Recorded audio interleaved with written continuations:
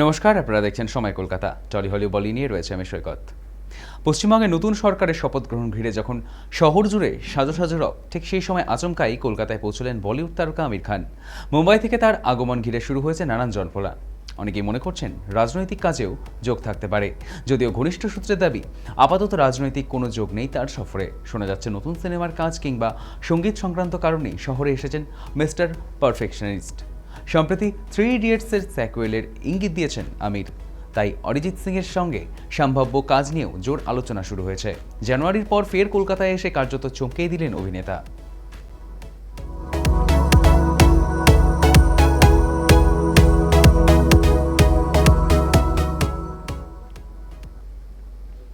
ইম্পার সভাপতি পদ ঘিরে বিতর্ক ক্রমশ জটিল হচ্ছে। শুক্রবার দুপক্ষের দীর্ঘ বৈঠকের পর পিয়া সেনগুপ্ত স্পষ্ট জানান, আদালত তাকে এবং তার কমিটিকে অবৈধ ঘোষণা করলেই তিনি পদত্যাগ করবেন।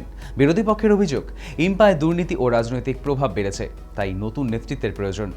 বৈঠকে প্রযোজক, পরিবেশক ও হলক মালিকদের উপস্থিতিতে উত্তপ্ত বাক্য বিনিময় হয়। পিয়ার দাবি, তার বিরুদ্ধে ওঠা কোনো অভিযোগ এখনো প্রমাণিতই হয়নি এবং তিনি নিয়ম মেনেই নির্বাচন হয়েছিল। অন্যদিকে শতদীপ সাহাদের বক্তব্য, বাংলা চলচ্চিত্র জগৎকে স্বচ্ছ রাখতে নেতৃত্বের বদল জরুরি। আদালতের মাধ্যমে ইতিমধ্যেই চলছে বলেও জানিয়েছে তারা। ফলে ইম্পার অন্দরে এই সংঘাত এখন কোন দিকে মোড় নেয় সেদিকেই নজর টলিউডের।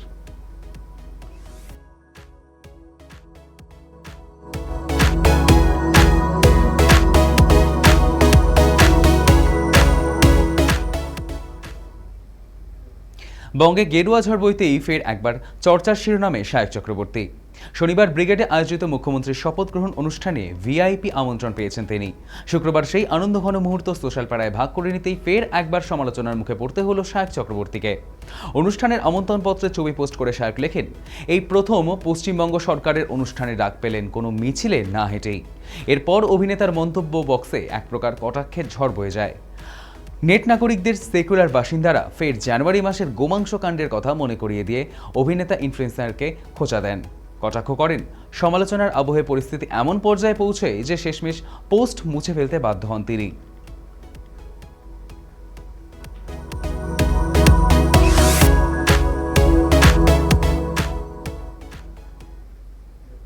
দক্ষিণী সুপারস্টার বিজয় এবং অভিনেত্রী তৃষা কৃষ্ণানের নিয়ে ফের চর্চা তুঙ্গে।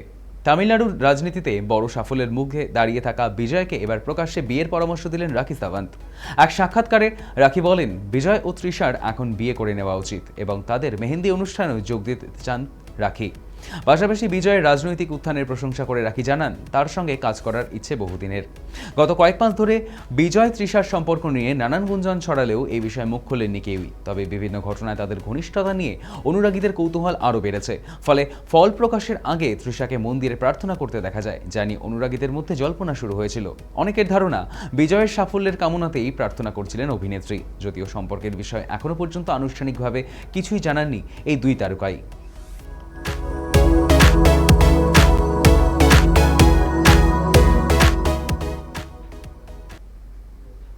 রাজ্যের নতুন মুখ্যমন্ত্রী শুভেন্দু অধিকারীকে শুভেচ্ছা জানিয়ে বাংলার মঙ্গল কামনায় রত হয়েছেন টেলি অভিনেত্রী সৌমিত্র কুণ্ডু। 24 সালে লোকসভা ভোটের আবহে প্রাক্তন শাসক শিবিরের সঙ্গে ঘনিষ্ঠতা বাড়ে তার। এরপর তৃণমূলের একাধিক সরকারি অনুষ্ঠান মঞ্চে জলজল করেছে সৌমিত্রিষার উপস্থিতি।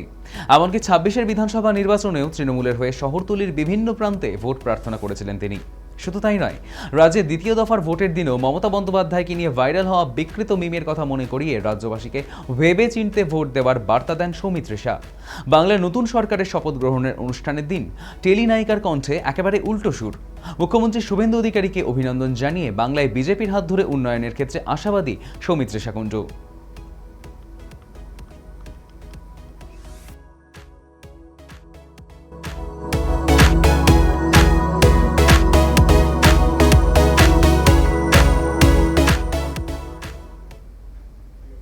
1997 সাল থেকেই প্রাক্তন মুখ্যমন্ত্রী মমতা বন্দ্যোপাধ্যায়ের সঙ্গে ছিলেন তাপস পাল, কিন্তু তার স্ত্রীর দাবি, বিপদে নিজের দলকে পাশে পাননি প্রয়াত অভিনেতা।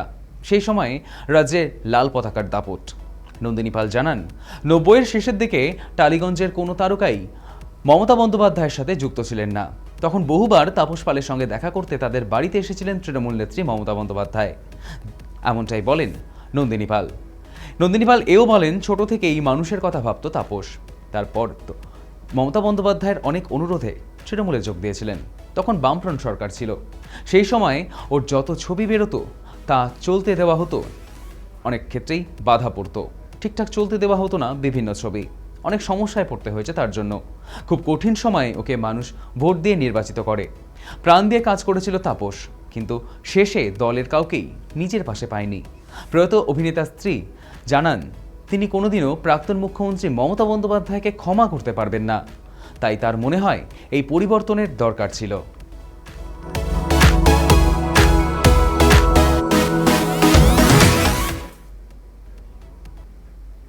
টলি হলি বলি এখনকার মতো এই পর্যন্তই। দেখতে থাকুন সময় কলকাতা। সময় বলবে সময়ের কথা।